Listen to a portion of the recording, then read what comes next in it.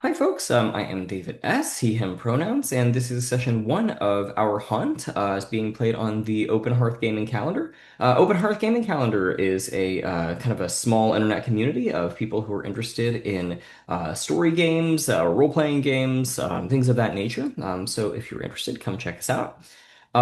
Let's go ahead and get started with kind of a brief set of introductions. What I like to do when I'm starting off these kinds of games is I like to just briefly say kind of my name, what has me interested in this game, and if I've played any games like this before.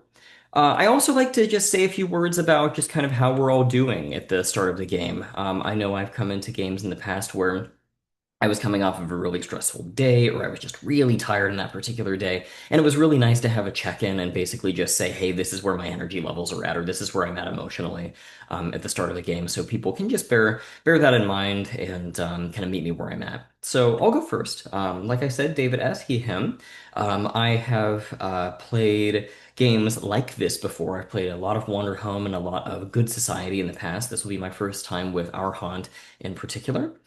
I am interested in this game because of A, I just really like the cozy belonging outside belonging GM-less games. I've always been a huge fan of those.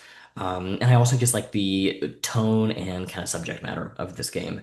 We're all playing Ghost. It has kind of a sad, bittersweet, sort of creepy, but ultimately heartwarming kind of tone to it. And it gets into some really interesting themes of what it is to be alive and what it is to die. And I think that's just really compelling stuff that can be really cool if explored in a safe and healthy environment.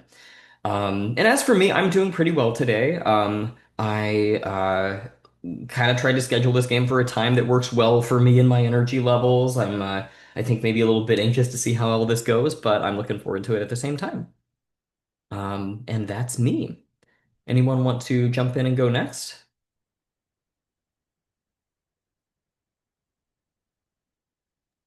Yeah, hey there. I am Steven, he, they. I have played a lot of these of belonging outside belonging games. I've run several runs of Sleepaway, which I'm a big fan of.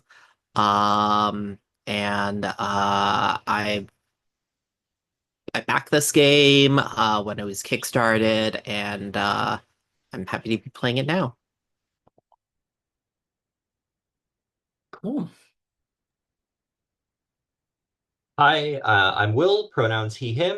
Um, I've been playing with the Open Hearth off and on since Gauntlet Con of 2019, but this last like year and a half I've been pretty active on the Open Hearth.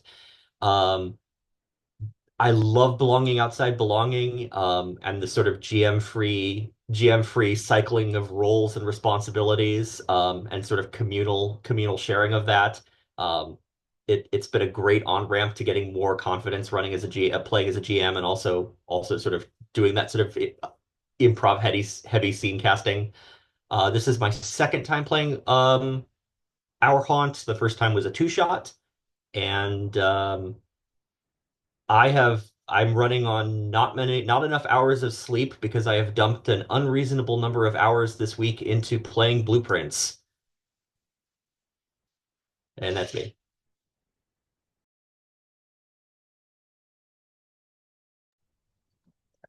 I too have dumped some hours into blueprints. Um, Hi, my name is Kim. My pronouns are she or they. I have a decent amount of experience with Yazebas and Wanderhome, and in general, I'm really drawn to games about like finding or creating family. Let's see. Our Hunt specifically, I've never played. I've read through, I too kickstarted it. I think all of the like aesthetic prompts are wicked evocative and really charmed by them.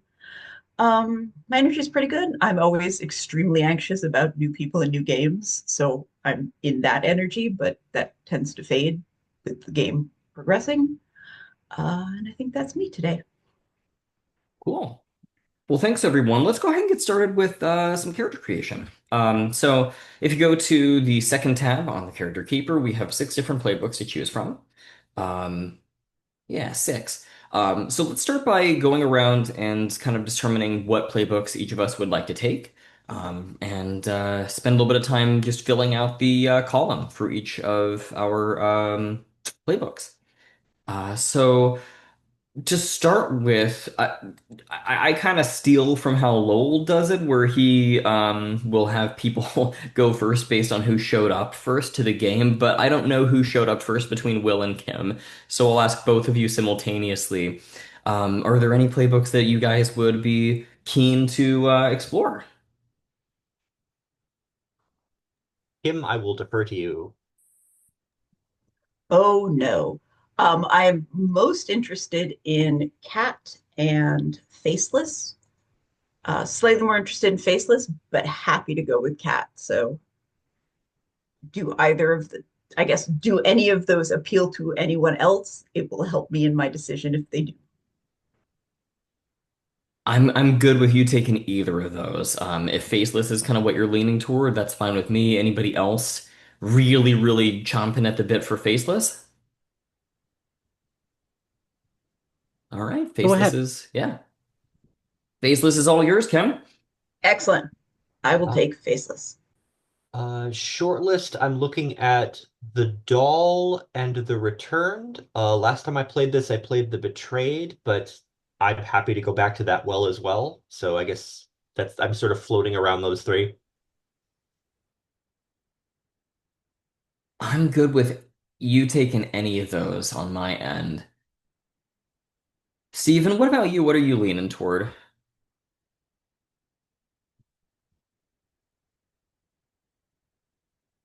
Um,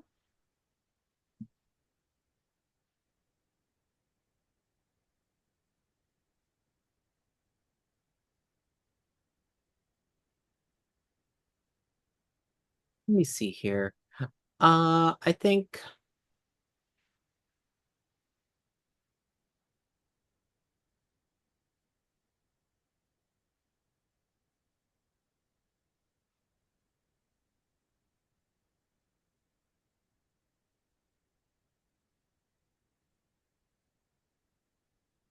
picking either the betrayed or the cat, I'm fine with. Okay. So Will, that kind of gives you um some wiggle room here with the ones that you mentioned. What are you leaning toward, Will?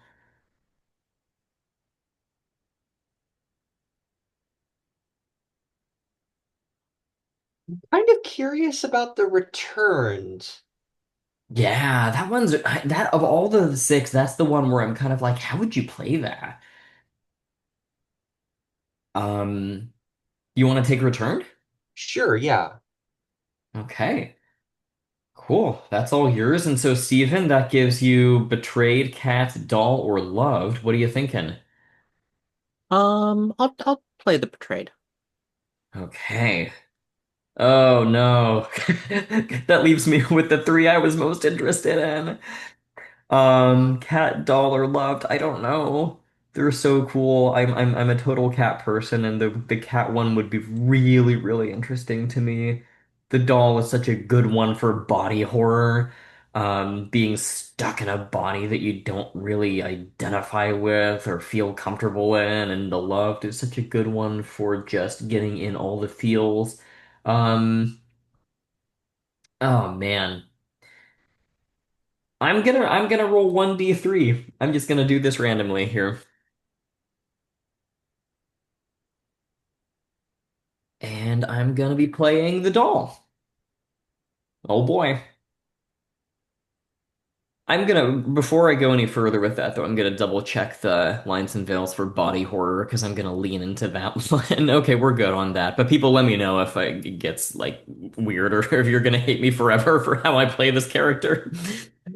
Awesome. Okay, cool. So, let's go ahead and just go through and fill out kind of your different pieces on the character keeper. I'm not going to through and explain each one step by step. I think we've played these types of games to where we can kind of figure it out. That being said, if you have any questions, just go ahead and say them. But otherwise, I'm just gonna sit here in companionable silence while we take care of character creation, and then we'll go from there.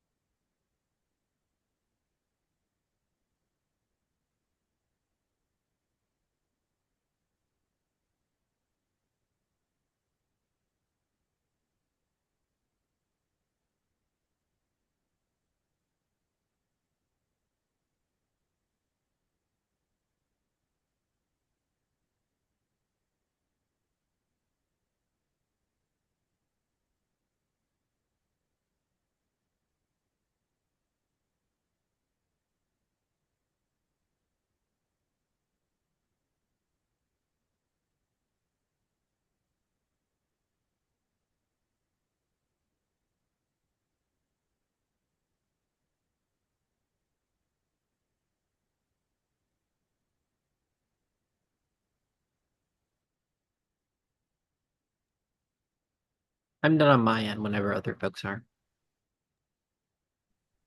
I think I'm good here. I could, of course, endlessly dither, but I think I'm good. Okay, okay. Sounds good.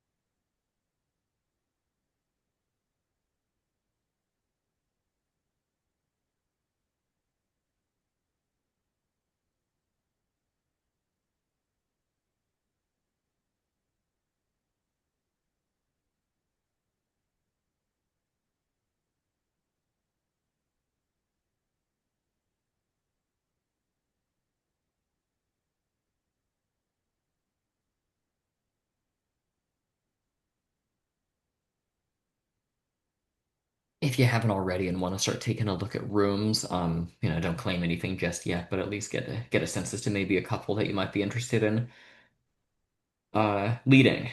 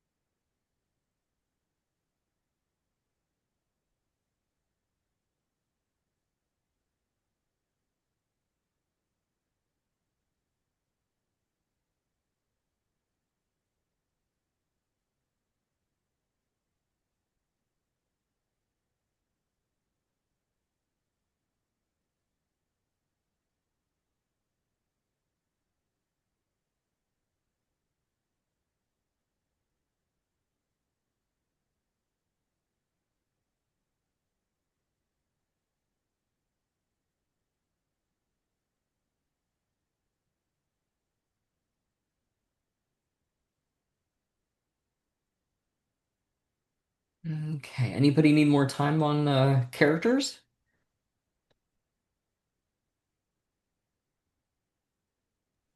I do not. I am good. I'm good. Okay. So let's go around and do some character introductions then. And as we do, let's wait until everyone has introduced their characters before we do relationship questions. Everyone's got one relationship question from a drop-down list that we choose, and once everyone's introduced, we'll go back around and you can start directing your relationship questions at other players and see how that goes. So I'm gonna go left to right, character keeper order. So, Steven, if you'd like to introduce us to your betrayed. Yeah, I am playing the witch, she, her. That is the only name anyone knows me by in the house. I have a charred and broken body that flakes and cracks as I move. I cast a long shadow that shows the image of a young woman. And my hair, what is left of it is knotted with trinkets woven into it. I remember a curse whispered from bloodied lips and a kiss for protection and luck. And what I yearn for is to make the living pay dearly. Um, my bonds are with a runaway who sees who I used to be, and a raven who speaks only to me. Awesome. And are you like an actual witch, like with the ability to work magic and incantations and rituals, or what's that like? Oh,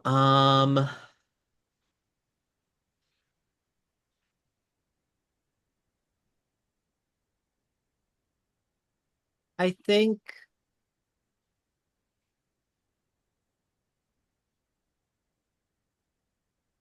we'll see. I don't know yet. I think that the witch is, for now, more what I'm called because of my appearance than what I am. Mhm. Gotcha. Like I think that that's like people say about the house. There's the witch that lives in the that like the ghost of the witch. And that's just who I am. Awesome. Okay. That brings it to me. I am playing Autumn. Any pronouns? Kind of undetermined there. But I'm playing as the doll. So what that basically means is, I died and essentially woke up in the body of, in this case, I'm going with like a classic, creepy Victorian Edwardian porcelain doll. So I have this body that is maybe a foot and a half tall. I think that I wear this kind of long, um, sort of mostly white, but with these sort of accents stitched in of sort of this baby sky blue. But I'm an old doll. I must be at least 100 years old. Not me, the character, but my body. So my dress is dusty and tattered. I imagine that I have bits of grime under my fingernails and a big hat that kind of slopes down to one side. I'm probably missing a little bit of hair. Maybe I have more coming out of one side of my head than the other. Um, as for my look, there is porcelain kind of falling from my face, like there's cracks in my face. I have these blinking eyes that are supposed to kind of open and close, depending on how I'm positioned, but they just kind of wobble, and one is half open at any given time, and the other one opens and closes, and I have no real control over whether my eyes are open or not. Um, the hair that I do have is tangled and very fun to comb. People can come and take me in their arms and hold me on their lap and run a brush through my hair. And I accept this. As for what I remember, two things. One is a mirror showing a dark reflection behind me, and two, breaking down in front of someone uncaring. Those are the two things that I remember from my um, life. I will say that one thing that I'll make this kind of a part of my wishes already for the game. I'm gonna say that I don't actually remember what I looked like in life. And maybe one of the things that I would like to do as part of this game is see that and kind of like, I don't know if it's like a magic mirror or if it's something that the Faceless can help me out with, but like knowing what I looked like and who I was, I think all I know is this doll body, but that's not really me. So that would be cool to look at. As far as what I yearn for, I just want to prove that I didn't deserve this punishment, which makes me think that maybe there's kind of a um, feeling of shame around me, like I don't deserve this, I'm not guilty, that kind of thing. I have two bonds. One is another ghost and an unmoving doll. So I picture maybe another doll that is also.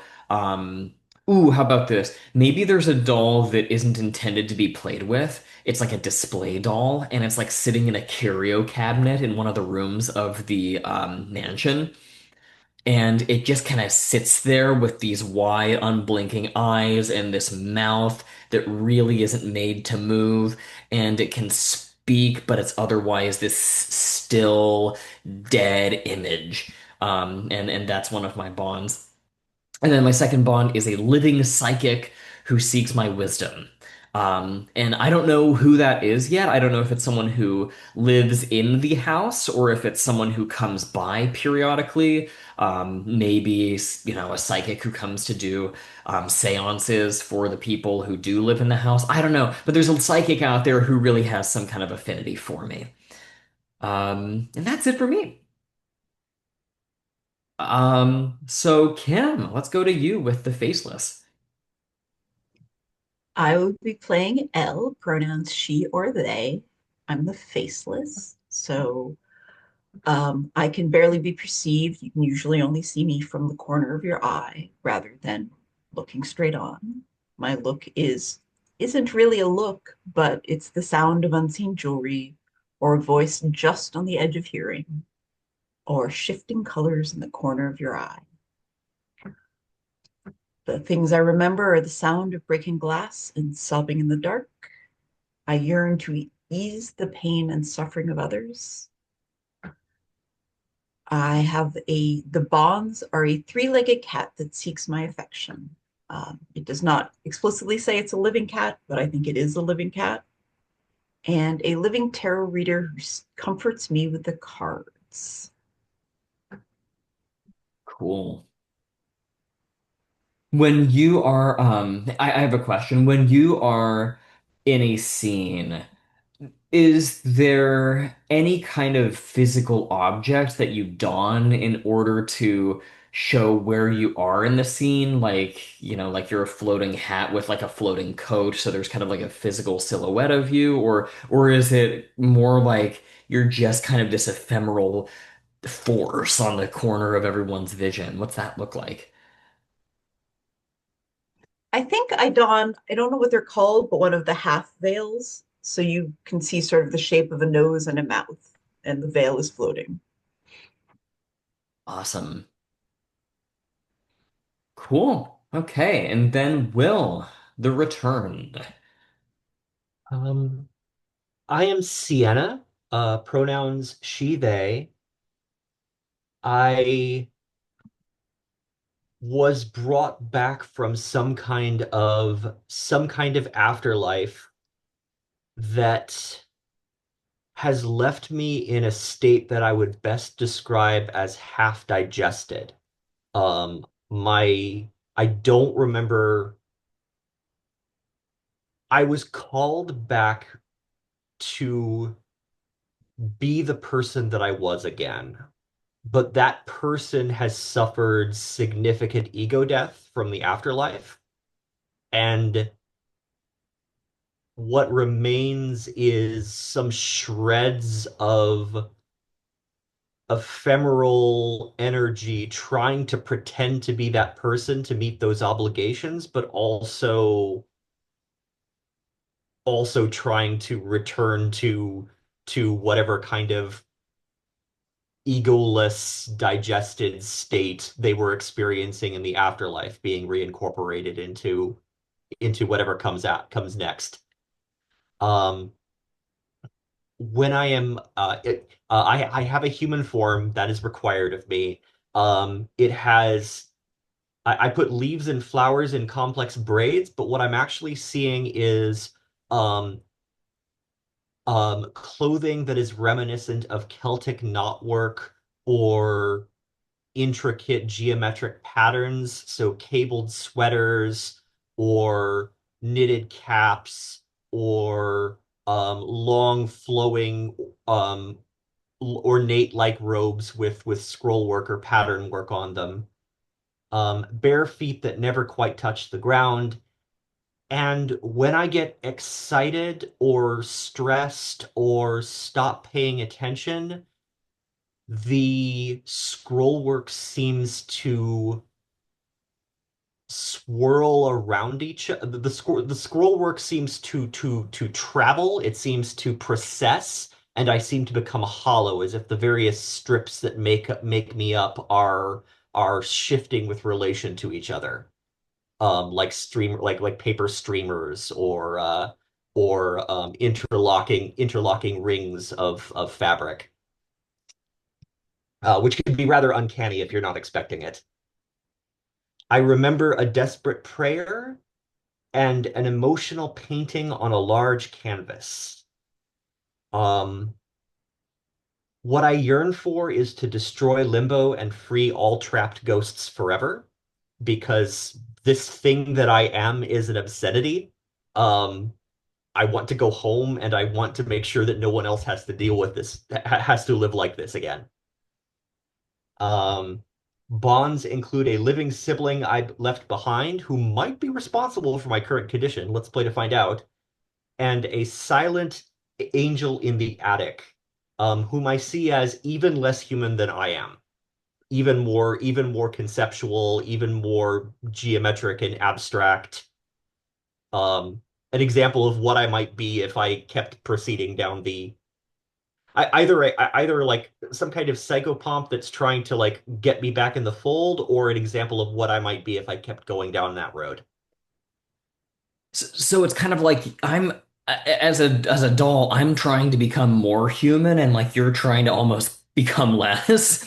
Is Yeah, that like there's a reason I have to be there's a reason I have to stay pretending to be human. There's a reason that I still have to take this shape and take actions, but it's yeah, it's the wrongness of it is the wrongness of being torn between like this is grating at me. awesome? Okay. My character already likes you because you want to free all the trapped ghosts, and what am I if not trapped? Cool. All right, we got some characters up and running, so let's do relationship questions. Let's just kind of go back in character keeper order if that's cool with people. I'm gonna try to refer to people by their character names. Which what's your relationship question and who will you ask it to? Let's see.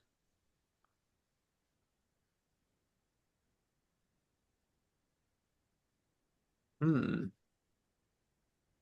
Which of these do I want to ask? Uh,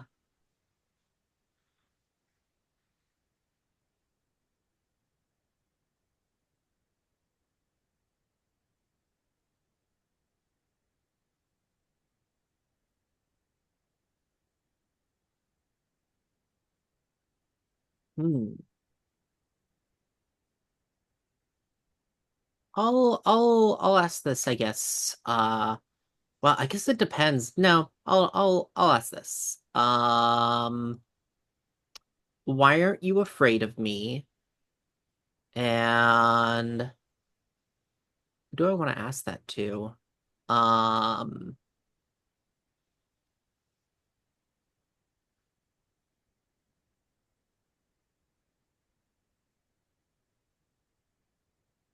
I'll ask Autumn this because I feel we need to play up that apparent innocence and naivety. Ooh, right. Because one of the things about I think the doll playbook is that they play up, like you said, sort of this naivety. Uh, just something to bear in mind is that people can get tokens if they ask me to sing a song or tell me like a condescending white lie. So Yeah. what could I think of that would make make me not afraid of you? Um,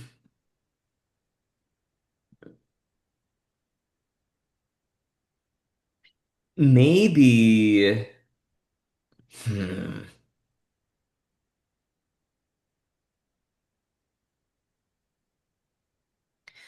I'm just gonna think out loud for a second. Maybe one of two things. Maybe I think that you're a good witch. Like there are those fairy tales and kind of stories where all the kids are scared of the witch of the woods, but then they go and see her and she's actually benevolent. Maybe I think that you're underneath all of the apparent scariness, a really sweet, kindly person.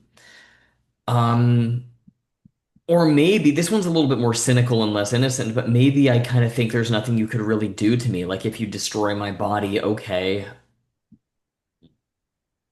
wasn't really my body to begin with. I'll be this ephemeral, free-floating thing for a while, but what could you really do to hurt me? But I feel like that one's a little bit more world-weary and jaded than the doll is set out to start as. So, how I about mean, I'm cool with that, but what okay. if no no no let's okay, let's do that then. Yeah, because it's well, you're right. It says it's only apparent innocence and naivete. I don't necessarily have to actually be innocent and naive underneath. Yeah. Okay, so that's what we'll go with. I'm not afraid of the witch because I don't think that there's much that you could do to actually harm me. And we'll play to find out if that's true. Yeah. Okay, I'm gonna write that down on my other notes box. Okay. And then that brings it over to me. So my question that I will ask is, what shameful secret do we share, and why can't we tell anyone?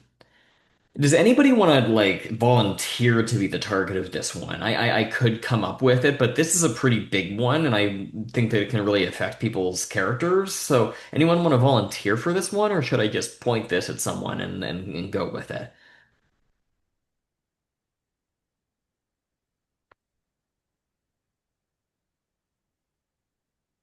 Well, I feel like the Faceless would probably be the hardest to share a secret with.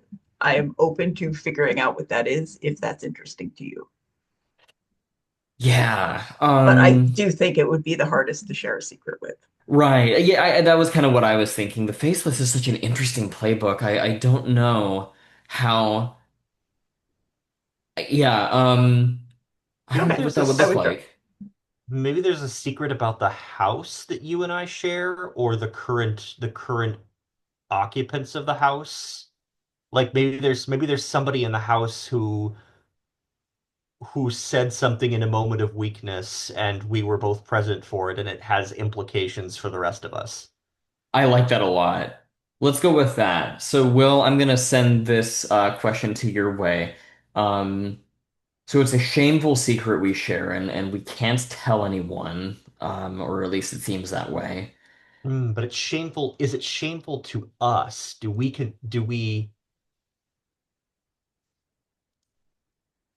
Did something happen that neither of us took action on?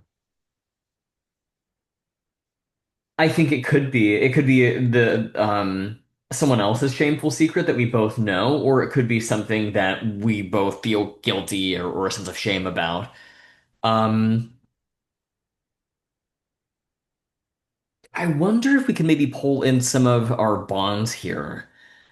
Um, you've got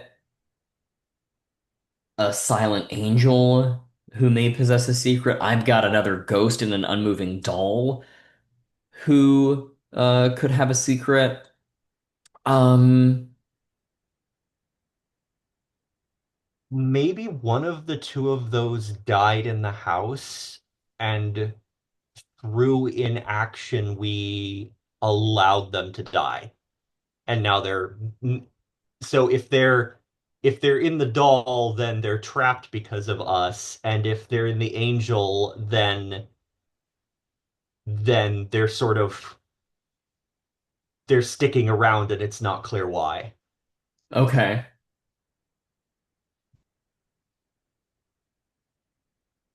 I'll leave it to it's not to pass the buck, but I'll leave it to you on who you would like that to be then. But I like the idea that the secret is that maybe through our neglect or inaction, they are now trapped here in some fashion, Hmm. and maybe we feel like we can't tell anyone because we would, for me, I would be afraid of rejection, I think.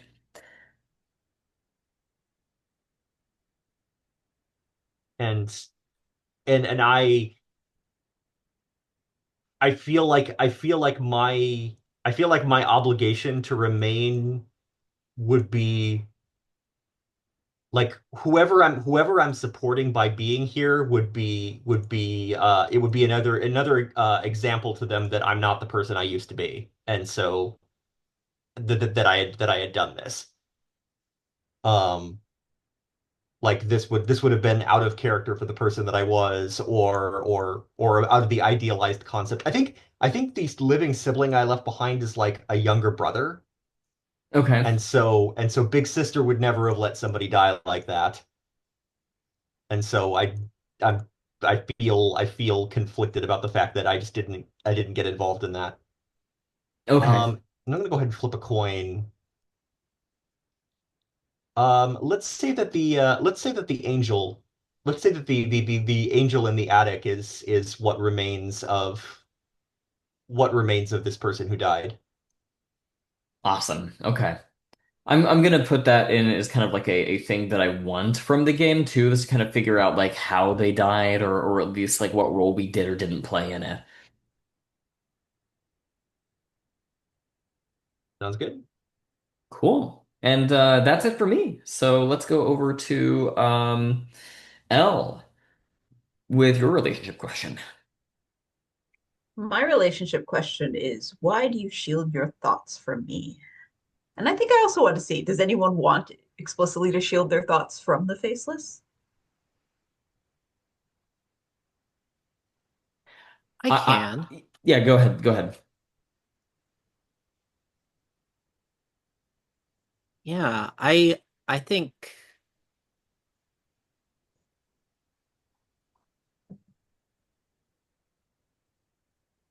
Hmm. I was kicking around the idea that I do it to protect you. You don't need like you'd probably burn yourself on my thoughts. There'd be left even less of you than before,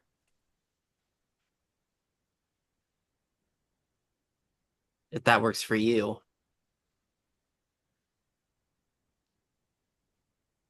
It does. I think that makes the witch kind of charming and possibly also kind of, I don't know, either naive or arrogant, like, or caretaking all at once.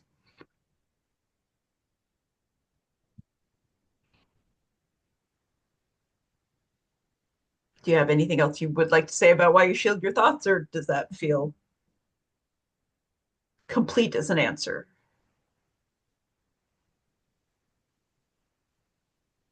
It feels complete to me, unless you had something more No, you wanted to add. Okay. I just wanted to double check. Cool. Elle, does that work for you and your relationship question? It does. All right, Sienna, you're up. All right. Um, Ella, why don't you believe me about heaven? Why do you want to?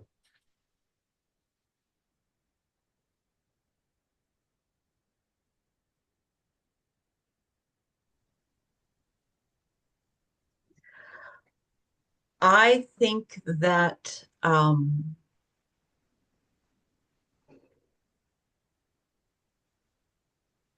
I want to because I want to be done, because I think I've existed long enough that I'm worried that I'm losing all of the pieces of me. I don't I don't even know if the faceless has existed for a long time yet, but I feel like they have. So that's why I want to. And I think that's also why I don't. Like, if there's a heaven, it's cruel. And that's sort of like the opposite of heaven. That if it hasn't taken me, either there's something wrong with me or there's something wrong with it. And both of those seem kind of unheavenly to me. Does that make sense? Sure. All right. So, what I'm thinking is let's go ahead and do rooms real quick, and then we can take a quick break, come back, do maybe like one scene, just so we can kind of kick the tires and see how things go with actually playing the game. And I think that'll probably take us up to end of the session. So, if everyone feels like they're as good as they're going to get for their characters right now, let's click over to the rooms tab. That's number 3 on the character sheet. So the way that this Do we works. want to take any breaks though? I was gonna do well. Actually, I mean, if does anyone want to at this point? I was thinking we could either do it now or we could do it after rooms. Either one's good. Just checking. I'm fine. Okay, let's just do rooms real quick then, and then take a quick break. We are at about the halfway point, so now's a good time to do it if anyone wants it though. Yeah, a break might be a good idea actually. Okay, yeah, let's take Okay. let's come back at like 15 to 18 past, just somewhere in that ballpark. Okay. Right, see everyone in a little bit. Okay, so let's go ahead and jump into rooms. So we're going to be on tab three. And the thing about rooms is that you want to pick a room that is also the place where your character feels most at home. So the room you choose also kind of says something about your character too. If you have a betrayed who hangs out in the very public-facing parlor area where there are a lot of parties, that might say something different than a betrayed who hangs out in the really scary horror show basement all the time. So that's something to bear in mind. The other thing you want to bear in mind about the rooms is that whichever room you select, you will be the sort of guide or the GM for scenes that take place in that room. So if I select the attic, from here on out, all scenes that take place in the attic, I am going to be GMing. And that means that I get to use all of the attic moves and those special choose one per session moves that you can do to give people tokens. So what I was thinking of doing is going in reverse order from how we picked playbooks. So I think I'm happy to go last. So Steve, then I think you went last for playbooks. Are there any rooms that really stand out to you that you'd like to take a crack at?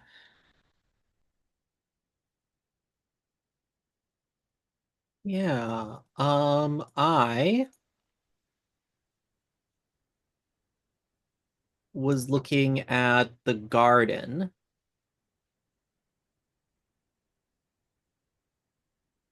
and or the basement. Either of those were me. I think probably the garden first, because I need to bring some. It brings in living folks, and I need people to take revenge on. Mm, Just the yeah, living in general. the living in general. Anybody have Yeah, that any? was that was my goal, to punish just the living, to make the living pay dearly. Awesome. That work for everybody? If you want to take the garden, Stephen? Sure. Thumbs up, thumbs up. Okay, you got it. Um, And then my memory is really crummy today, apparently. I forget. Elle and Sienna, which one of you goes next? I'm trying to remember the order we did this in before. I think it was Will. Yeah. Okay. I'm leaning towards the attic or the parlor. Elle, did you have your sights set on either of those?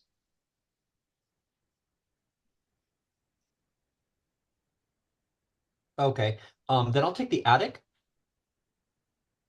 where time moves the slowest, where memories feel the most precious.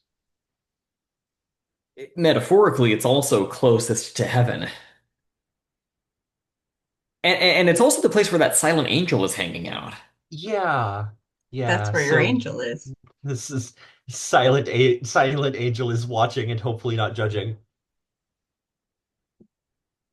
Okay. Elle, how about you? I think that I would like the study. I think that the ability to read things somehow connects to books as well, and that Ella is very interested in the passage of time. I was also doing some research during our break, and I would like Elle to wear a variety of veils, like not just one veil, but she is always veiled in some way.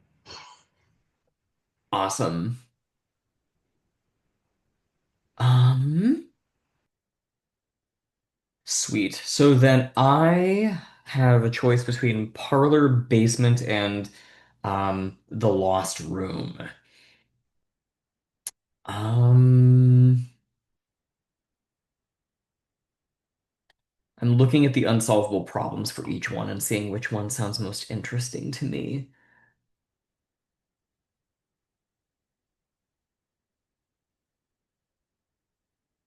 I like both the basement and the lost room both have unsolvable problems that connect with memories, and I do know that on our Lines and Veils, there was explicit interest placed on memory loss. So I'm trying to find a room that can really give us a chance to screw around with that a little bit.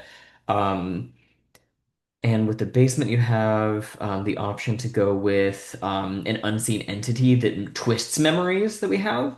And the unsolvable problems tab also has the memory eater, which has many eyes that open when we dare to remember.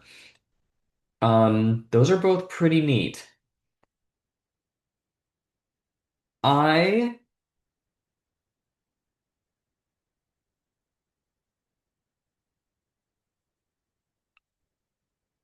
I am gonna go with the basement, I think. I'll claim that one. And that leaves the parlor and the lost room for a fifth player. Cool. So now let's just take a while and go through, pick out some aesthetics and unsolvable problems. Thing about unsolvable problems is that they are unsolvable. They never get completely resolved by the end of the game. We can work with them and address them in some fashions, but they are fundamentally unsolvable. I'll give everyone just a minute to fill those out.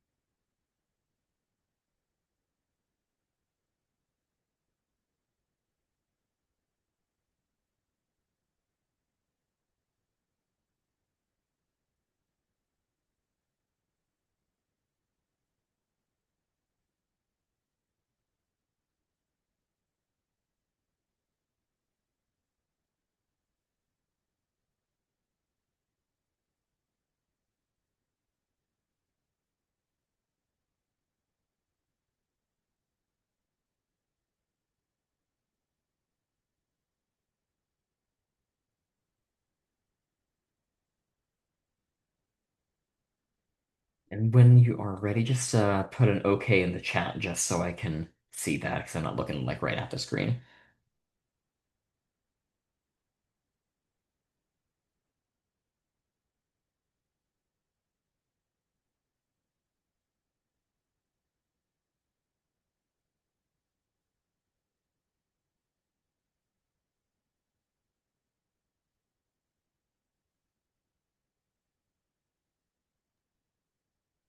One of my available problems is a book titled Our Haunt writes out our existence here, but with strange inconsistencies.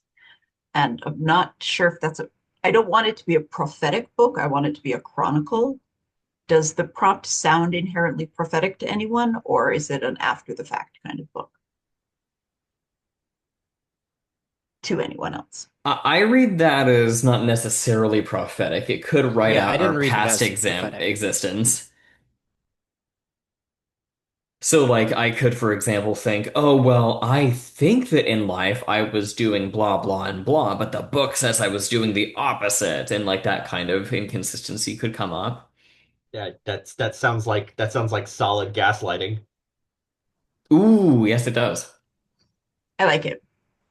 I was reading it as our current existence, like our ghost existence, not our live existence. But I like all of this.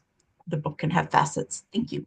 Yep, and it's your call how you want to play it because you control that room, so it's totally up to your interpretation.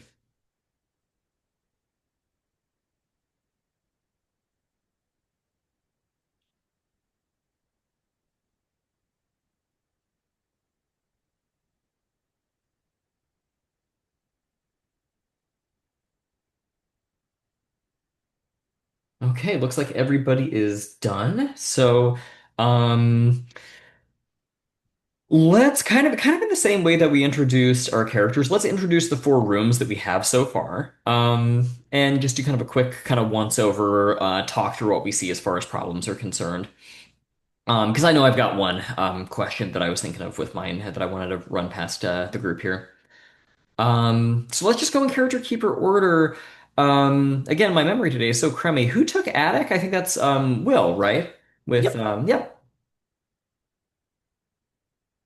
Memories painted in fading light, what is left to gather dust and time remains here in the attic.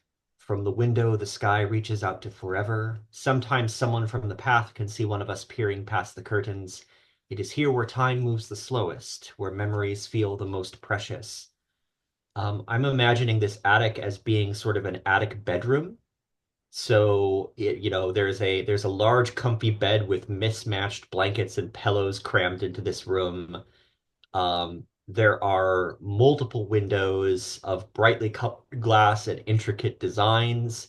Um, Again, more Celtic knotwork, but there's you could probably also bring in a stained glass aesthetic to this place as well. Um, there is a dollhouse that looks exactly like there's like a large craft table in a corner of the attic, and it has a representation of our town on it, and in the center of the town is a dollhouse that looks exactly like our house with little versions of us inside. And the town also has little versions of people scattered all around it. And one of our problems is that some of the little versions of people cause mischief to each other, to us, to the house, to each other, to the representations of us, to the house. The other unsolvable problem we have is an old chest in the corner full of eyes and teeth that eat secrets. Is that the same thing as moving on? Is it worse? Is it unresolvable? Um, is it a better or worse form of dissolution? Who can say? Well, and you and I are both starting with a secret in play. That's true. Of course, the also in the attic occasionally is the impetus for that secret who watches and hopefully does not judge. And that's me. All right. So then Elle, I think you took the study. I did. Memories trapped between words on faded pages. What is left in dark, cloaked secret remains here in the study. Between the books, shadows whisper and eyes peer through. Mysterious books lies open, waiting for someone to read it. Here is where time is collected and marked, where memories bleed inks and letters and ink. The aesthetics are peeling wallpaper that reveals secret messages, I think possibly in a language none of us currently speak. A curio cabinet full of twisted trophies and disturbing memories. I think that one's probably bugs. I'm imagining like boards and boards of pinned butterflies. Hmm. And an old piano that quietly plays itself. The unsolvable problems. A menacing ghost trapped in a rotting painting whispers to us. And a book titled Our Haunt writes out our existence here, but with strange inconsistencies.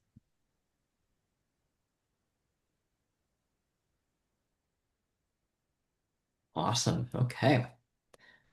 And the witch has the garden. Yeah, I set out the garden. The garden, its aesthetics are wildflowers and weeds overgrowing everything. Rotting birdhouses that are occupied by something otherworldly. And a ravenous spirit wrapped by vines awaiting freedom. This place, because I also saw there was an abandoned fountain, and I almost imagine it's like the spirit looks like it might be a statue, like maybe even just playing into to some of the other playbooks. Maybe it's like an angel statue, but it's actually a ravenous spirit that is just covered with overgrown vines. Um and that's not an unsolvable problem. That's just an aesthetic.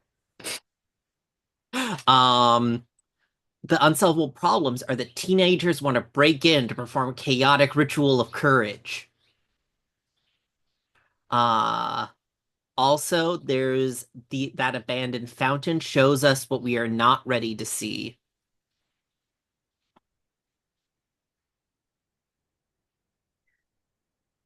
Maybe that spirit might get out that way. Who knows? One of the Hmm. two. I feel like either of those could release the ravenous spirit.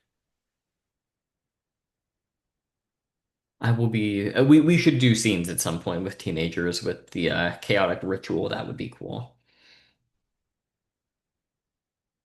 All right. And then that just leaves me with the basement. The basement is described as memories whisper from under the floorboards and scratching in the walls. What is left to fester and rot remains here in the basement. In the comfort of the dark, we reach out and hold each other close, where the echoes of horror leave their mark and demand it to be seen. It is here where time is sharp, memory dripping from it, drop by drop. So the three aesthetics are a broken mirror that shows us what we looked like when we were alive. I'm curious how that plays with my character. I know I wanted to see what I looked like when I was alive. I wonder how it works with me. I'm gonna say for now it's covered up with a sheet though. And you have to move the sheet in order to see into the mirror. The second aesthetic is a painted door that usually opens up to nowhere, but sometimes doesn't. And number three, remnants of a ritual gone wrong and the screams frozen in time. I don't know if that could play into one of the like shameful secrets that we have, Will, but that could. And then for unsolvable problems, we have two. One is an unseen entity that scratches at our spirit, taking what little memories we have and twisting them. So that's a memory manipulation kind of loss, gaslight kind of thing, potentially. And then the last one is just something else that truly scares us. Um, I I wonder what that might be. If it's not too on the nose, I was thinking that maybe the something else that truly scares us could literally be like the embodiment of fear itself. Like fear literally exists down in the basement, and so my character is kind of like living with fear, and it manifests and appears in different ways. That could give us a way to get a lot of tokens out of the room because one of the ways that the basement can provide tokens is by asking someone to honestly describe what scares them, and that thing could just be showing up that way, kind of like it just always appears as something that really, really frightens you, and so there's sort of this literal I have to confront my fear whenever I'm in the basement sort of feel to it. How does that sound to people? We can play around with it, but I just wanted to make sure that that was okay with everyone. Sounds like a play to find out situation. Yeah. Okay. So for now, the thing that truly scares us is fear itself. I'll just put capital F, capital I on that. And yeah, that takes us through to I think we're kind of done with character creation and room creation. I think next time, if we have a fifth player, they can take one of the other rooms and playbooks, and if there is one room left over, we can all kind of collaboratively decide what that looks like. But for now, we've got a little under an hour, which I think is just enough time for maybe one scene. So let me go to the sheet on the rule book that talks about the flow of play. Just give me 1 second to find that because there's a certain structure that we need to take here. Here we go. Okay. So, at the start of the game, we ask two things. One is, who of us wants to focus on the story of their character or on the room of our hunt? And I'll put this in the chat so that people can see it. It's copy pasted from a PDF, so it's going to be a little bit broken up in the formatting. But that's the first question: is who of us really wants to focus on their character or on their room? And we're only going to play one scene, so this is kind of part of setting the scene too. And then the second question is, who of us wants to focus on voicing supporting characters? The idea is that if your character is not present in the scene, or if you are the guide of the scene, you have the option to take over any of the supporting characters and NPCs and basically roleplay them. So, does anyone, just to answer the first question, anybody really want us to focus this next scene on their character or their room?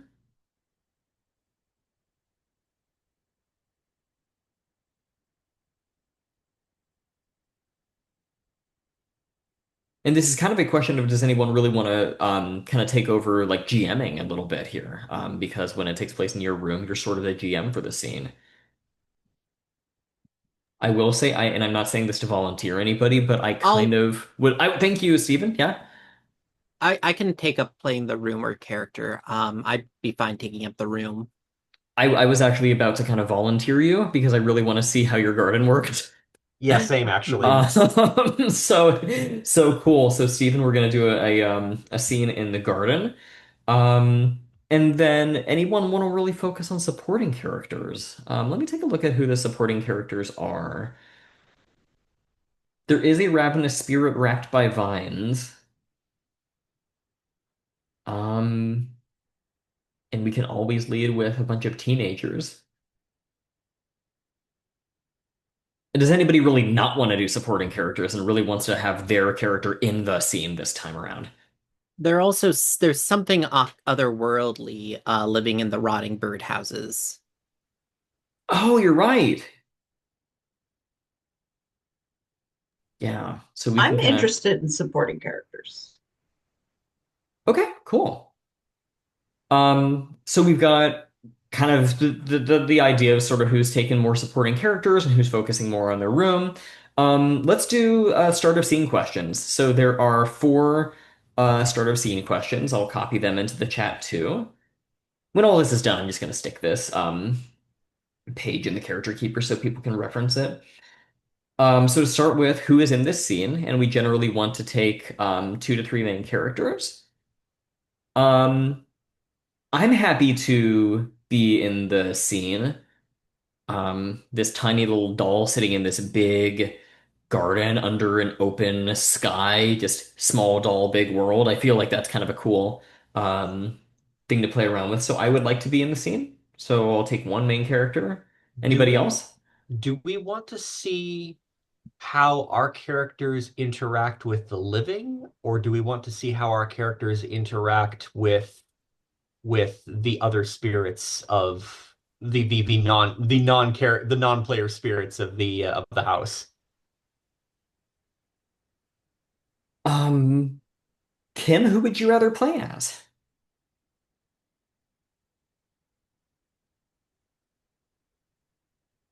Noticing as living characters, we have the witch's runaway, we have Autumn's psychic, we have Elle's tarot reader, we have Sienna's brother, and we have the neighbor kids. We have the neighbor kid problem involving the garden. Maybe the tarot reader has come to do like a reading for us. Like it's a certain phase of the moon and they're there with the cards and they've set up a little table with the candles or something. We could do a scene like that. I'm down with that. Do people Cool. live in the house? Is there anyone actually living in the house, or does everyone come to visit? That is up to us. In the game's PDF, in the examples of play kind of interspersed throughout the chapters, there are people living in the house that do show up from time to time. I think even the attic has, let me go to the attic here. Um,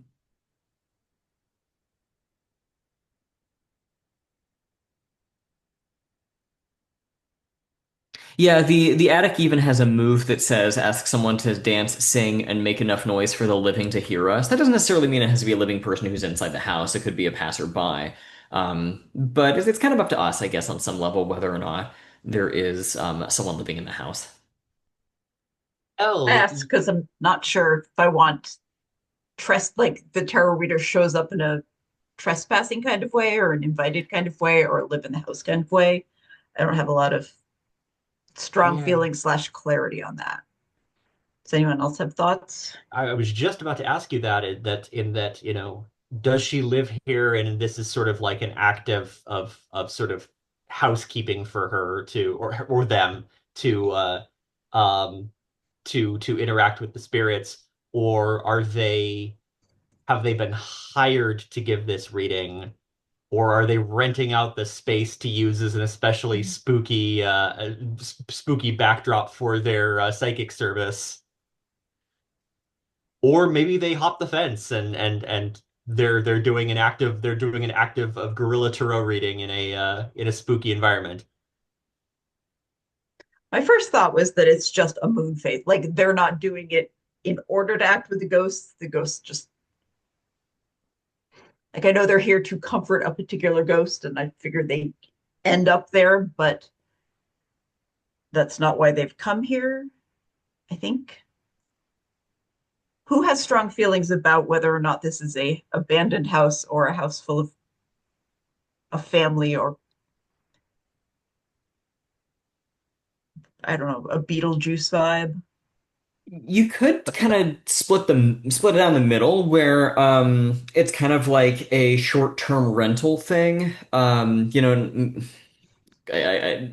that it's literally an Airbnb, but like an Airbnb where sometimes there's people living there and sometimes there aren't. So we can Mhm. kind of have people around just depending on what we as players would like. If there's no one there, then there's no one there. If there is, then there is.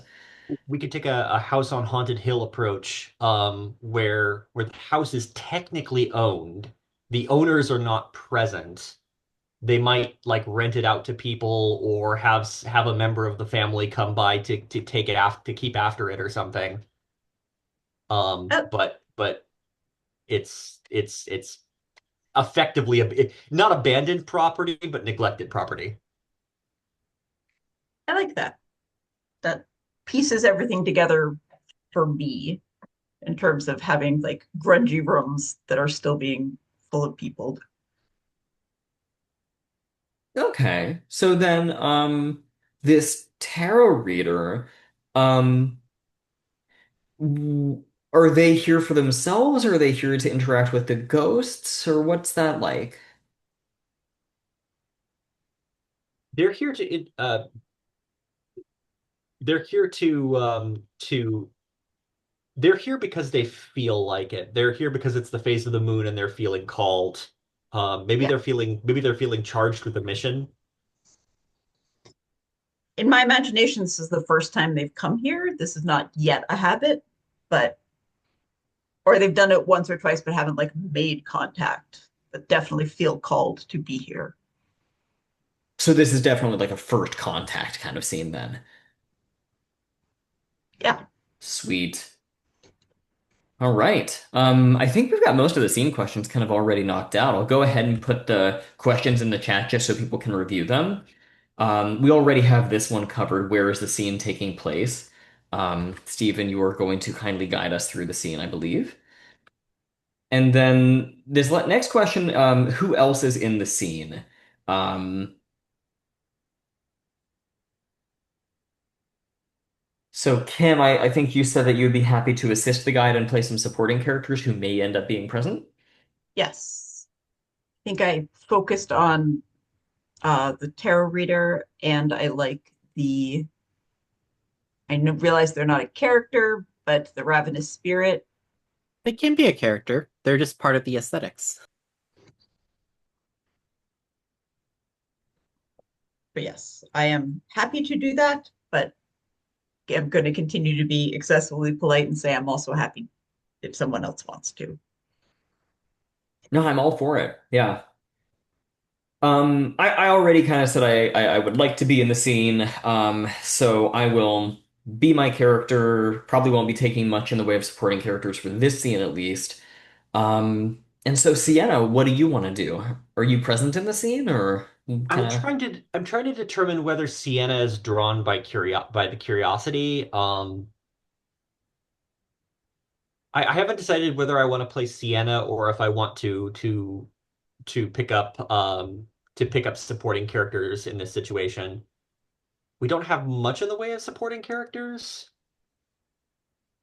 to Yet, yet. Um I will play Sienna in the scene drawn by curiosity from the fortune teller. So at the very least, Sienna is observing the fortune teller initiate the scene, and I'm not sure whether Sienna is going to take an active like I don't know whether we'll play to find out whether the focus is heavily involving her or not. Sounds good. do you know Um, in advance if Sienna would be full of murder, or is your curiosity a make the living pay kind of curiosity, or are you not there yet? Um, Or you'll we'll find out. I don't think Sienna is full of murder, but I think Sienna maybe if Sienna is committing violence, it is probably a blue and orange morality situation. So let's see where let's see how things progress. I'm sorry, that reference didn't hit me. Blue and Oh, as orange. in these are alien beings. These are alien beings whose morality is disjoint from humans, like Fae or extra dimensional creatures. Like they do things we might consider evil, but not because they are malicious, but because their concept of morality is incomprehensible or unreconcilable. Thank you.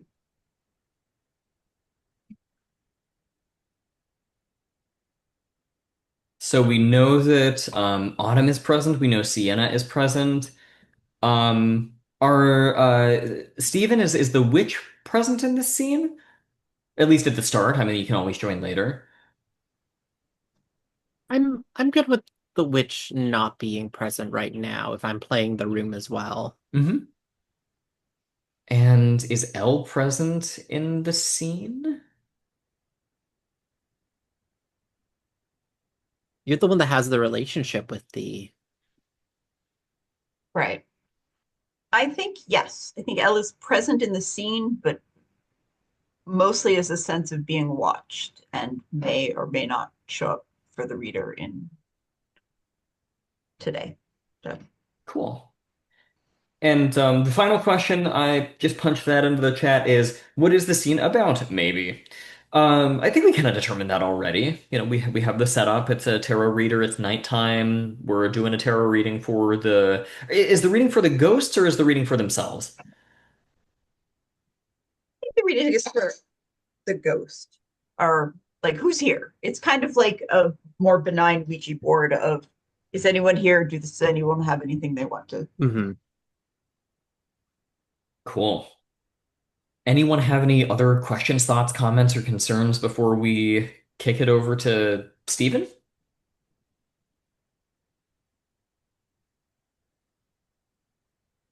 All right. Stephen, would you like to take it away and set the scene for us? Yeah, as the scene opens, the garden, it is a full moon tonight that casts a dim glow over the garden. We see in the shadows of the rotting bird houses maybe something flitting just out of the corner of our eyes. But walking in is and actually, Elle, how do you envision your fortune teller that you have this relationship with? What do they look like?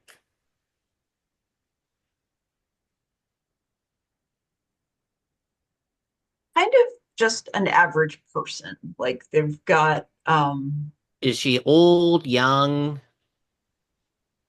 young, I think early 20s young. Okay, Probably like kind of looks like a college kid. okay. This young They're woman. Oh, go ahead. just like they don't look inherently mystical, or they're not, I guess, yeah, they don't look inherently mystical. They don't have robes or anything else that would give you the vibe that they're here to do a mystical thing. This young woman comes on and she walks in and she doesn't see the movements out of the corners of her eyes. She doesn't see the ways that the vines around the old statue might heave a little bit, like there's something get trying to get out from there. But she senses that there's something off about this place. That's why she comes back after all. And she sits down and lays out her cards on the table and says in a clear voice, actually, she shuffles them and then sets them on the table. And she says in a clear voice, "You're cut. Do any of you do anything?" As for me, I think that I am still in my doll form. I do have the ability to, as a ghostly ability, to assume the form of a small child. But the only way I can do that right now is by using that ability with great consequence, which basically means that I give you a hard move to hit me with at the start. If you have an idea as to what that would look like, then I'm happy to do it. But otherwise, I just have little doll hands and probably can barely even reach the cards. I'm just kind of like sitting at the table and you can just see like the top of my face like coming over the edge of the table with just my little blinking eyes. So I will sort of tilt my head like it swivels just one way toward Sienna and make kind of a motion of a kind of a gesture with my stiff arm to you as if to say you're welcome to cut the cards, Sienna. I think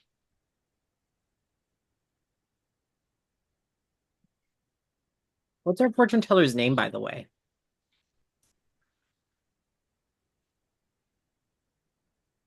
Abigail. Okay. I think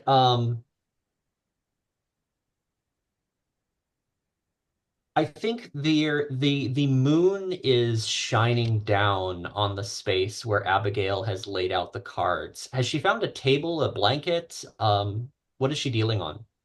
I thought a table, but I like the idea that she brought a blanket with her and is sitting among the weeds and wild plants. Means the cards are probably not exactly laying flat, but sort of on cant where the grasses are Yeah. poking up through the blanket. I think the moon is shining down on the blanket. It's a full moon, and there is a weight and a presence to the light. And I think at one point Sienna says, "Now." as Abigail's hand is on the deck. Does Abigail hear that, or does Abigail just feel a weight in her hand as she gets to a certain card? I think she feels the weight in her hand. And I want to ask you, hmm,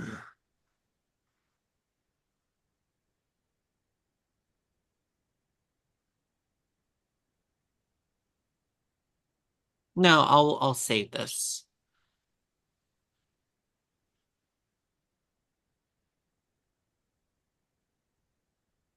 Yeah, no, I feel like this is a good time. The card she draws, I don't know what's on it, but I want to say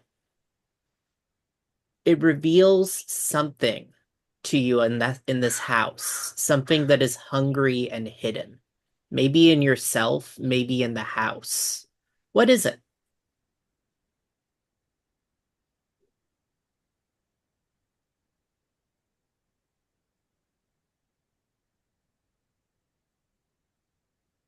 The house, there is something about this house that is the house wants to keep us. The house is coming up with reasons for us to stay or reasons to prevent us from leaving. And there is something wrong with this space. Something in its history, something in its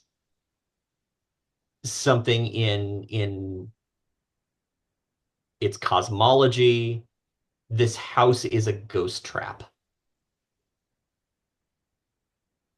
And Hmm. I feel the pressure of that in this moment.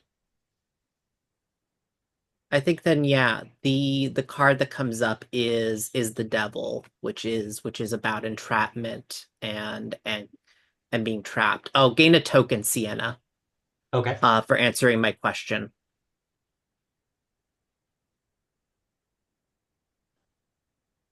And as that card comes up, the weight of the house comes down around the fortune teller.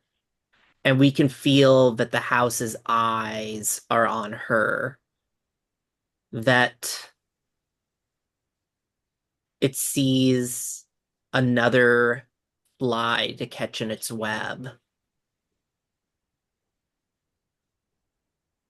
She looks up at the statue and, setting the cards down, steps towards it.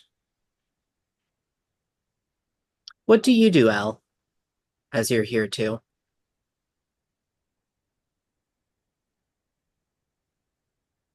Or is it Ella? I forget which.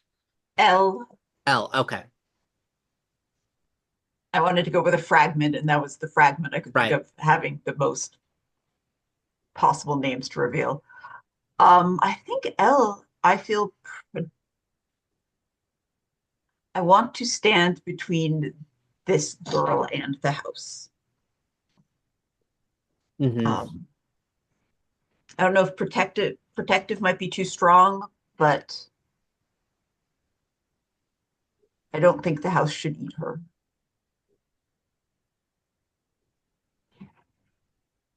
So what do I do? Let me look at.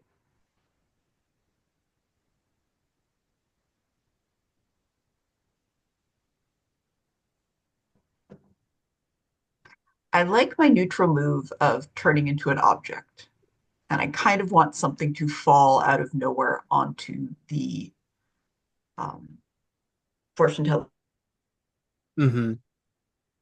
like next to the deck. But I'm not coming up with a good object. Is there What's the nearest plant? Like, is there an apple or a flower to fall or some piece of vegetation?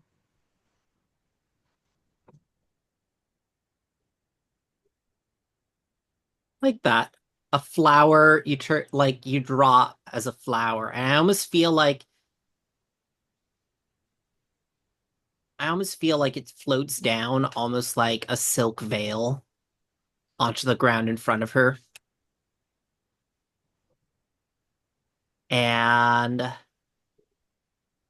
she stops and looks down at you and picks you up between her fingers and holds you to her nose, kind of curious. How does that feel to you, Elle? I think if I, as a player, had a better, I want it to be a flower with a meaning. I want like a Victorian flower meaning.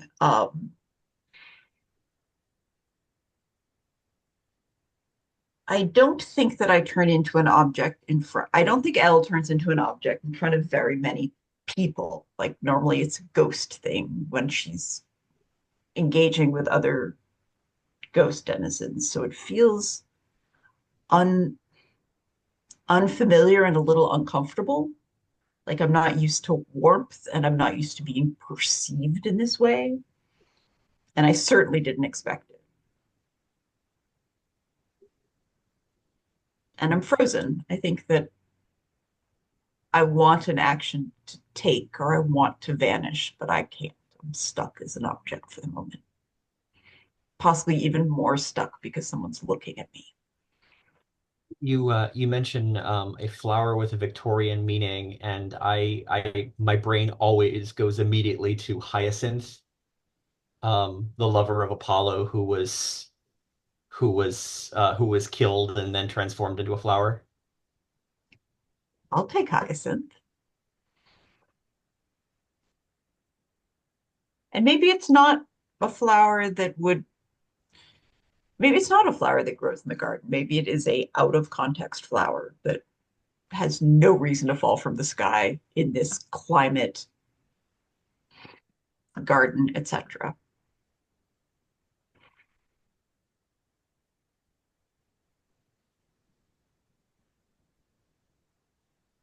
Mhm. She smells it, and we see that. Let me just see here. I was remembering. There's a brief sob, and I think it almost for Elle. It sounds so much like that sobbing you remember in the dark. And she puts you back down on the ground. And there is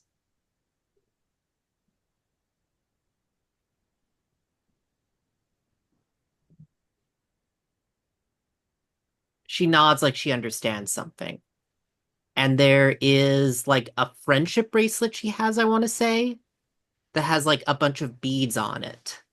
And it has. Now, I'm trying to figure this out. Describe an object tied to one of our pasts when we were alive. Okay, so I do describe one of our pasts. It's a bracelet that has L plus A on it.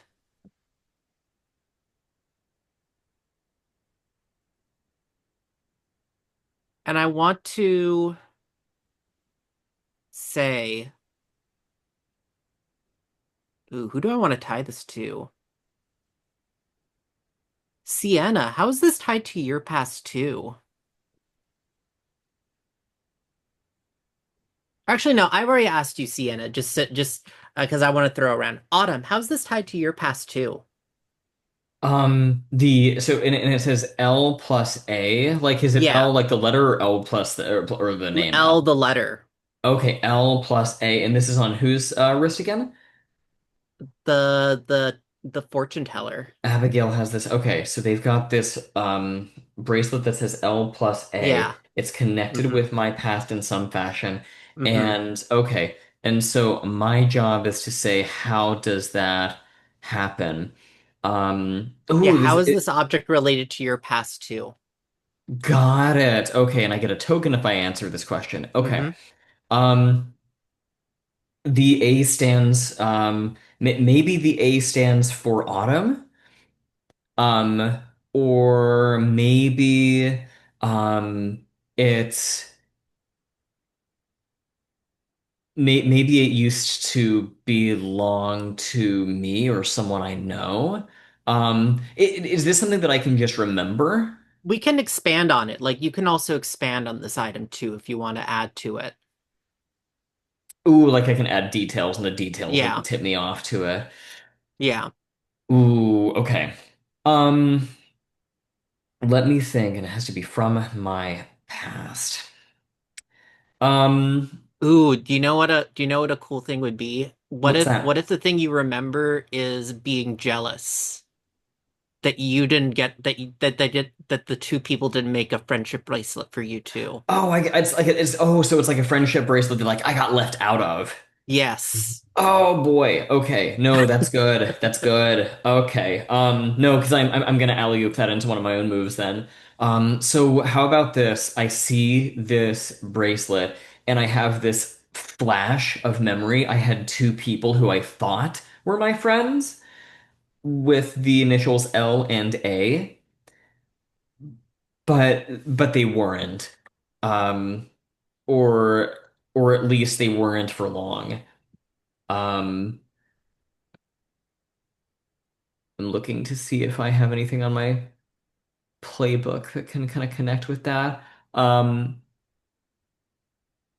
yeah, no, I like it though. Maybe there's a yeah. How about we put that kind of in the wishes for the future? There's two characters with the initials L and A who betrayed me in some fashion. Maybe they're still alive. Heck, maybe they could even be teenagers that show up in the like a garden scene later to do a ritual or something. And I have to come to terms with that. But I think there's this flash of envy and uh shame, like I'm being rejected when I see that. And how about this? I'm gonna power game this a little bit and see if I can get like two tokens out of this. Is this to start with? Is that enough to get me one token, Steven? Yeah. Okay, so I have one for that. And then what I'm gonna do is I'm going to my eyes widen when I see that. And I look up at Abigail and I'm gonna gain a token to ask, can you tell me about one of your memories? But I'm gonna word it like, what do you remember what that is? Do you remember where that's from?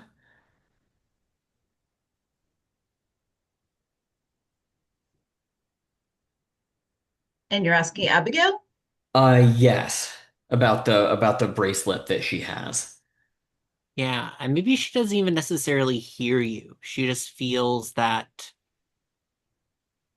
urge to speak. And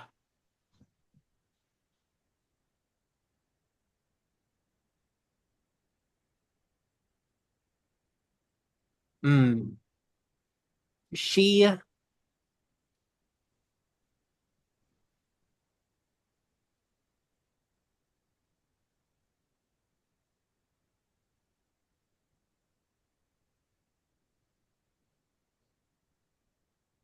she says looking at this bracelet.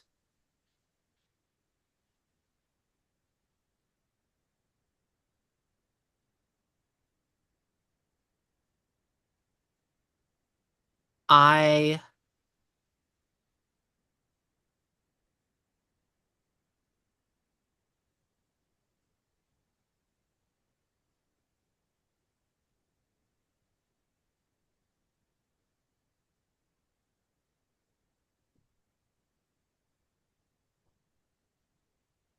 sorry, I'm just thinking through the answer here. No, that's totally okay. Um,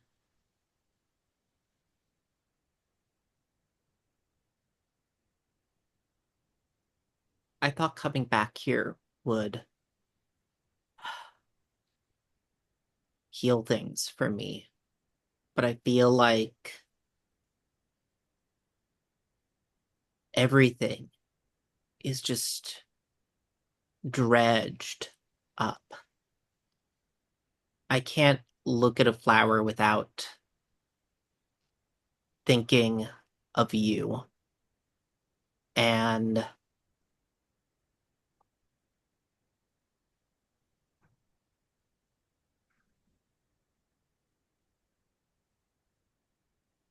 I remember, I remember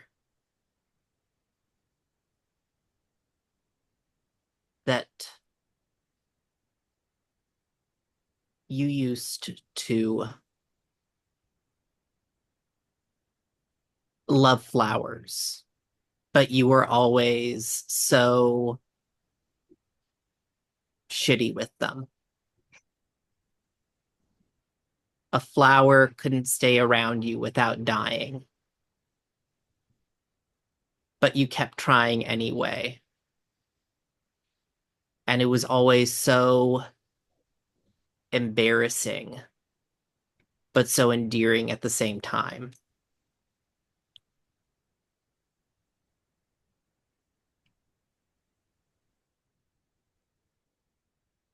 I think that in light of everything that's going on with this bracelet and with the devil card, I think that I start to shake and quiver a little bit.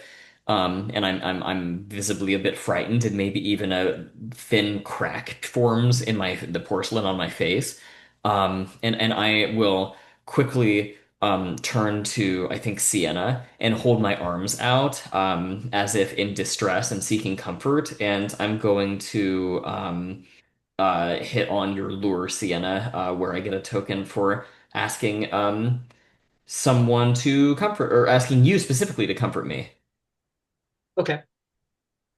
In that case, I will manifest and I walk into the garden as if walking in from the house. And I'm wearing like a linen nightgown that has embroidery on it, has embroidery of like scroll work on it, and my hair is down, and I walk sleepily up to the blanket, and I pick up Autumn and I sit down. I sort of crouch down on my I pick up Abigail and I look down at Abig I pick up Autumn and I look down at and um absent-mindedly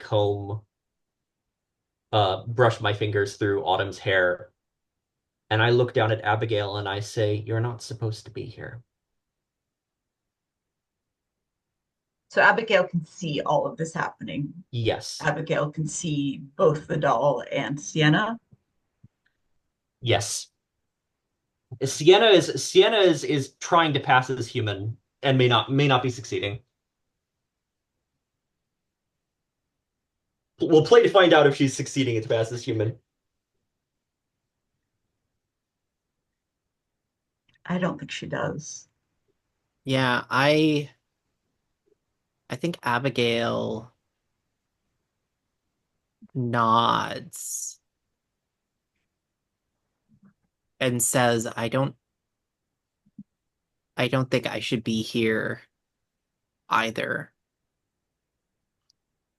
And I almost want to say that she pulls off the bracelet and leaves it at the fountain edge and kind of runs.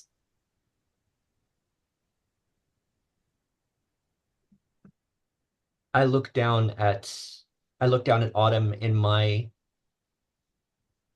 I look down at Autumn in my hands and say, "Was she speaking to you?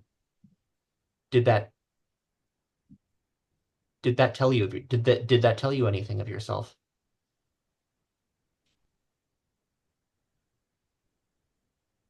The bracelet, that there's something to it. I remember something about friends and or people I thought were friends. I don't know. It's scary. And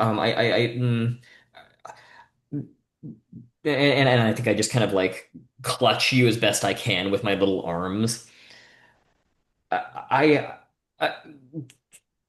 can you hold on to the bracelet for me? I don't want to touch it. Um, I will I will stoop and pick up the bracelet in one hand, in the hand that's not holding in the hand that's not holding Autumn, and gaze at it dispassionately. And I will say, I'm not sure if I'm speaking to Autumn or speaking to Elle, um, who was here as a flower, but I ask, what does she mean bringing this here? I think you're going to hear the slight clinking of bracelets. And I don't think Sienna does, but Autumn hears it can't hurt you anymore.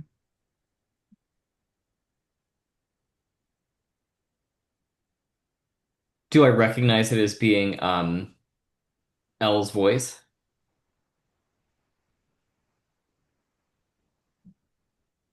Yes, but I think that Elle sometimes, you know, that Elle sometimes sounds like an intrusive thought. So you kind of hear it in your own voice, but you know that it's Elle because you, unless you think that you would think that yourself, but it, No, that's okay. I think there is this little emergence of a tear that it kind of comes from the corner of my porcelain face, sort of the way that certain statues are rumored to weep. And I think that it just the camera lingers on that for a moment. I think the camera will see an invisible hand brush it away. Hmm. Should we call the scene there? Yeah, Yeah. I like that. Sweet. Okay. Nice. This game's fun. Okay. So we got 20 minutes here. Let's go ahead and do end of session procedures and save a little time for stars and wishes and hopefully be out of here within about 10 minutes. So end of session procedures look like doing two things. One is if we would like, we can trade tokens. Basically, if you have extra tokens at the end of the session, you can give some of those to other players if you want. Or you can hang on to them, or you can spend them to help us to regain memories. We can either regain memories or create new memories. If you go to the Memories tab on the Character Keeper, that's tab 5, you basically have two different tracks that you can start to fill up. And they're communal tracks, so we can all spend tokens to contribute to one or both tracks. And the idea is that when you get to 15 on one of the tracks, you can either unlock a new memory. That is one that is old that you can regain an old memory. And when we do that, we decide which of the players or which characters get that new memory, or get that old memory. I'm talking very quickly. Or we can create a new memory. And so this is really the closest thing we have to character advancement in this game is just creating new memories. Um, so for my part, I'm just probably inclined to like dump all of my tokens into one of these tracks, getting it up to 3. Does anybody else have tokens that they would like to do anything with? I've got no tokens. I'm Are not we allowed? sure if I whispered a kind truth to Autumn or lied. Ooh, that's yeah. Did you mean it, or was that a white lie that gets you a token? I also get a token for kind truths. Oh, it's, so either way. So um I think it's a white lie. I think that anything can hurt you still. Like your feelings obviously just hurt you. Yeah, all right. So you have a token. Um, so Are we I'm allowed gonna to? Oh, yeah, go sorry. ahead. No, go ahead, I go was going to ahead. ask, are we allowed to hold tokens between sessions? Yes, you are. Okay. I think I'm going to be miserly and hold on to my token for future scenes. Cool. Yeah, I really wanted to do one of my strong moves, so I'm gonna hold on to my token. Oh, that's right. And in this game, strong moves cost 2 tokens. I'm gonna be a little bit fast and loose, and I'm gonna spend my 3 tokens, and I'm gonna put them toward. Um, I'm gonna put it towards creating a new memory, which is, I think, of the two, the slightly more optimistic one. So I'm going to check three boxes on the Creating New Memories tab. And when you spend tokens towards creating a memory, you describe a moment of happiness with at least one other character. And it doesn't have to be something that happened during the session. It's just something that has happened at some point as we are developing this sort of sense of found family with one another. So I'm going to say, kind of a question to everybody. Which one of you would like to have a? I'm creating kind of a memory that I have. Who would like to do sort of like a tea party with me? Like we're sitting at a table and we have our little chipped Well, I think porcelain. when you do it when you fill it out. Um, yeah, when you max it out, it says, oh, no. It says, I'm sorry. It says when a player spends tokens toward creating a memory, they describe a moment of happiness with at least one other character. Oh, okay, I see. Yeah. And conversely, when you spend tokens towards regaining a memory, you describe a moment I of see. Yeah, closeness. okay. So But then you have, we do still describe a moment. I see. yeah, you still describe kind of a short moment. It's maybe not quite as poignant. Um, So just so I can mark it down as like something that I've done with someone, does anyone want to have said that they did like a cute little tea party with me where we had like little porcelain cups and we just like talked and I kind of batted at the tea with my hand, probably. Oh, absolutely. Do you explicitly want it to be only one other person? It can be everyone. That's all good. Yeah. Yeah, I Every- think Elle's vibe is tea party. Cool. Everyone's invited. I'm just gonna make that a note. At some point had a tea party with Elle and Sienna. Sure. Okay. Cool. And then Elle, you said you were hanging on to your token. Sienna, you were hanging on to your token.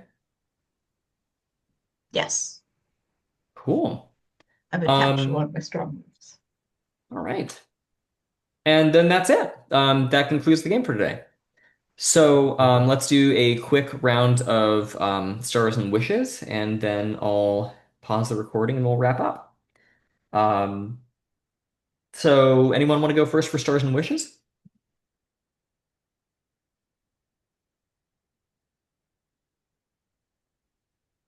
I will go first. Steven, I thought you did a fantastic job running that scene in the garden. That was really cool. It was super evocative. The descriptions were um, very visually appealing to me. So that was really well done. Thank you for being willing to do that. Um, I really liked Kim, the white lie at the very end. Like that is so like creepy and heartbreaking and scary. So thank you for that. And I really like the emerging, and this is kind of a wish too. I like the emerging relationship between Will, your character, and mine. How we both have this kind of secret, and we are both sort of dealing with the issue of like what it is to be human or not human. I just think that's really cool, and looking forward to having more scenes with you. Um, and I've already got some wishes that I mentioned throughout the session. I have them at the bottom of my column in the character keeper if anyone wants to review those.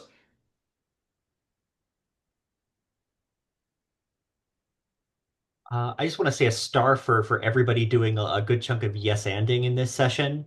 Um, I feel like we did we I feel like everybody was doing a good chunk of back and forth with Stephen in terms of playing off the tarot reader and tagging each other in. Um, Kim, I liked Elle dropping onto the blanket as a flower. That was a nifty move.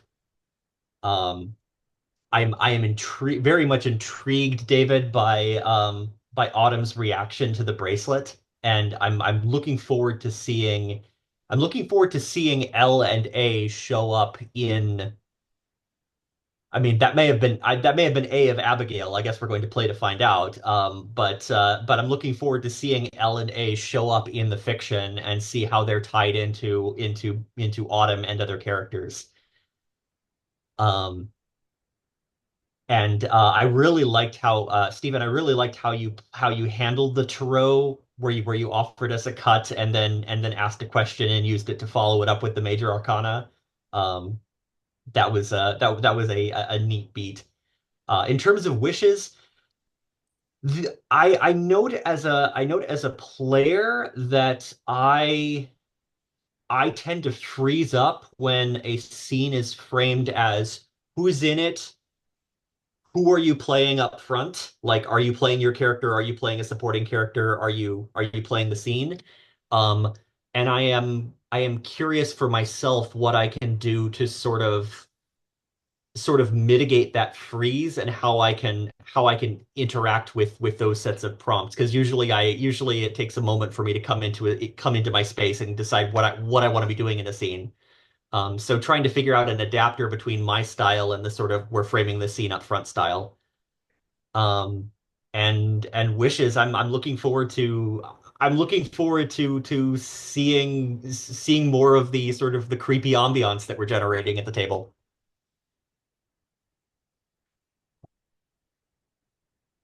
Cool. And I will just say I'm happy to adapt how we set scenes and how we frame scenes to just fit the play styles of everybody. I mean, that's just kind of what it says in the rule book. But if there's other things people are finding that works better for them, I think we're all experienced enough at these kinds of games that I'm just 1/4 of the team, 1/5 of the team next week, probably. So if people want to change how we do things, it's fine. Yeah, for myself, I enjoyed the